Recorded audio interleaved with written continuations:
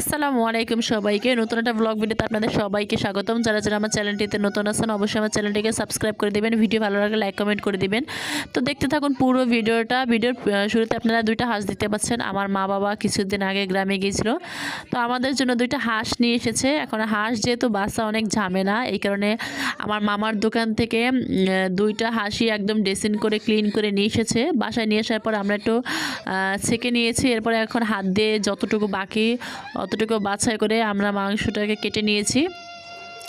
যেহেতু এখানে দুইটা হাঁস, এই কারণে আমরা একটা হাঁস রান্না করব আর একটা রেখে দিব। তাই তো এখন এটাকে পানি দিয়ে ভালোভাবে ক্লিন করে ধুয়ে নিতে হবে।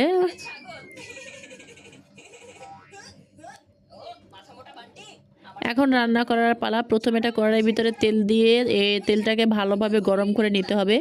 এরপর এর ভিতরে পেঁয়াজ কুচি দিয়ে দিতে হবে। পেঁয়াজ কুচির সাথে আমরা গরম মশলা দিয়ে দেব। তারপরে পেঁয়াজটাকে সুন্দরভাবে ভেজে নিতে হবে। যখন আর কি পেঁয়াজটা একটু কালার চলে আসবে, এর ভিতরে আমরা একটা একটা করে সবগুলো মশলা দিয়ে দেব। তো প্রথমে গরম মশলাটা দিয়ে আমরা ভালোভাবে পেঁয়াজটাকে নেড়ে চেড়ে একদম লাল লাল করে ভেজে নেব।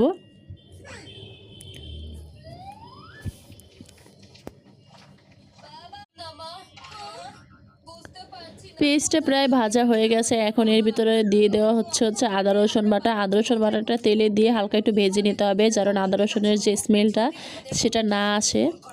তো এই তো পরিমাণ মতন আদা রসুন দিয়ে দেওয়া হবে। আদা রসুন বাটা দিয়ে এটাকে আরও সুন্দর করে ভেজে নিতে হবে। আপনি মশলা যত বেশি কষাবেন আপনার রান্নার স্বাদ তত বেশি বেড়ে যাবে। তো এই তো এরপরে দিয়ে দিচ্ছে লবণ, এরপরে দিয়ে দেবে হলুদের গুঁড়া, মরিচের গুঁড়া। মশলাটাকে সুন্দরভাবে একদম কষিয়ে এর ভিতরে হালকা পানি দিয়ে আবার কষিয়ে এর ভিতরে মাংসটাকে দিয়ে দেওয়া হবে। মাংস দেওয়ার ভিডিওটা আমার কাছ থেকে হয়তো ডিলিট হয়ে গেছে, তাই আপনাদের সাথে শেয়ার করতে পারলাম না। কিন্তু এই মশলাটা কষিয়ে এরপর এর ভিতরে সবগুলো মাংস দিয়ে দিয়ে একদম ভালোভাবে কষাতে হবে। আর যেহেতু হাঁসের মাংস একটু শক্ত হয়, এই কারণে হাঁসটা যখন কষাবেন আপনি ভালোভাবে কষাতে হবে। তাই তো সুন্দরভাবে কষিয়ে হালকা একটু পানি দিয়ে এটাকে আবার কষিয়ে নিতে হবে। এরপর এর ভিতরে মাংসটা দিয়ে ভালোভাবে কষাতে হবে। তো আজকের ব্লগটা ছিল এই পর্যন্তই। আপনাদের কাছে কেমন লেগেছে অবশ্যই কমেন্ট করে জানাবেন। আর যারা যারা আমার চ্যানেলটিতে নতুন আছেন অবশ্যই আমার চ্যানেলটিকে সাবস্ক্রাইব করে দিবেন।